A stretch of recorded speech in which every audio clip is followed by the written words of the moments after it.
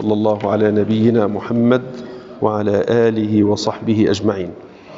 الإمام البخاري ele citou o hadith no livro da ablução, hadith Abu Huraira radiyallahu ta'ala anhu, disse que o profeta Muhammad sallallahu alaihi wasallam disse: quem fizer a ablução, que lave o nariz, aspire a água pelo nariz, e quem fizer a higiene íntima, que faça em números ímpares.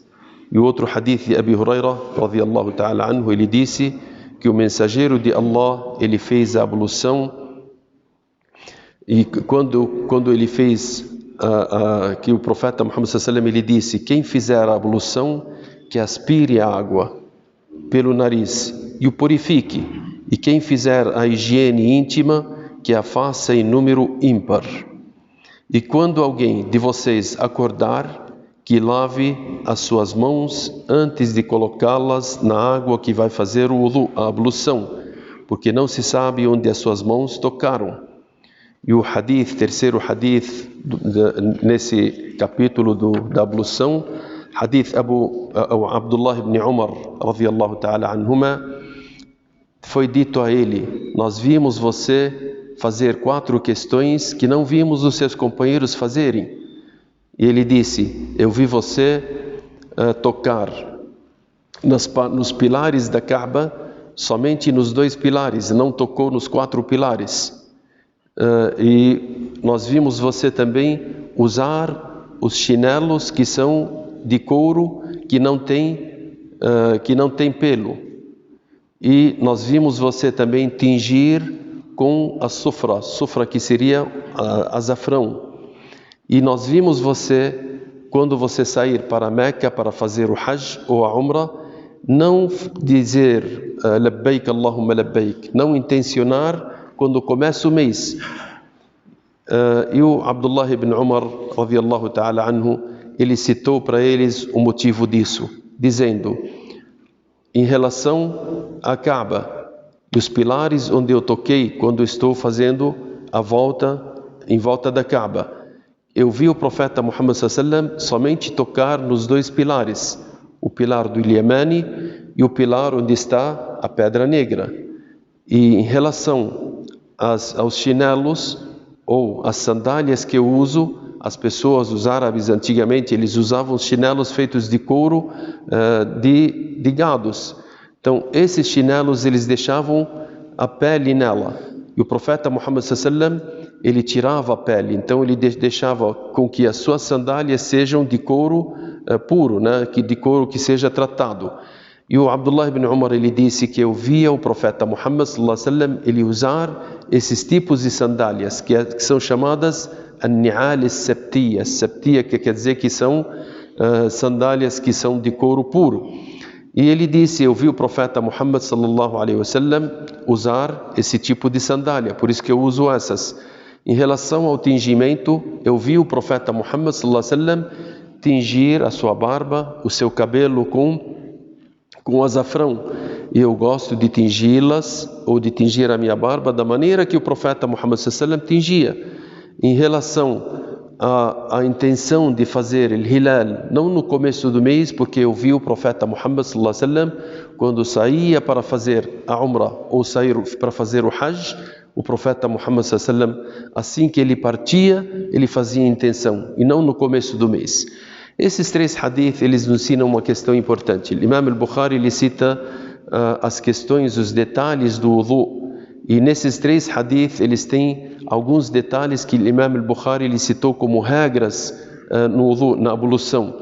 O primeiro hadith Abu Huraira radiyallahu ta'ala anhu, quando ele cita que o profeta Muhammad sallallahu alaihi wasallam, ele disse: aquele que fizer o wudu, que coloque água nas suas narinas e que purifique as suas narinas. Ele citou aqui essa questão e colocou o capítulo da pessoa purificar as suas narinas quando fizer o wudu.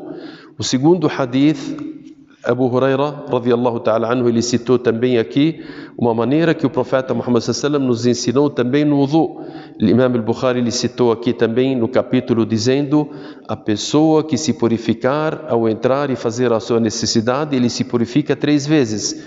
E o terceiro hadith do profeta Muhammad sallallahu alaihi wasallam, como ele usava as suas sandálias, hadith Abdullah ibn Umar, o Imam al-Bukhari ele colocou nesse capítulo para dizer para nós que o profeta Muhammad sallallahu alaihi wasallam ele fazia a ablução mesmo com as sandálias no seu pé, só que ele colocava água abrangendo todos os seus pés, porque a sandália que o profeta Muhammad sallallahu alaihi wasallam ele usava como se fosse, era de couro, mas como se fosse uma havaiana hoje, só que ela tem as partes por trás que seguram o pé e dos lados também, e entre os dedos. E o profeta Muhammad sallallahu alaihi wasallam lavava os pés mesmo com a sandália nos seus pés.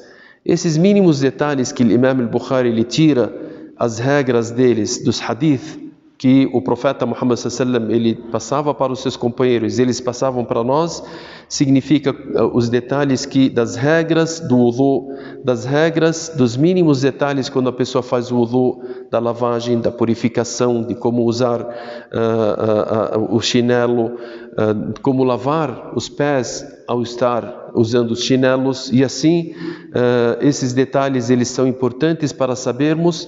Ao ajuntarmos esses detalhes, você vai ver todas as regras que o profeta Muhammad sallallahu alaihi wasallam quis passar para nós, completas. O Imam al-Bukhari ele citou aqui nesses hadith.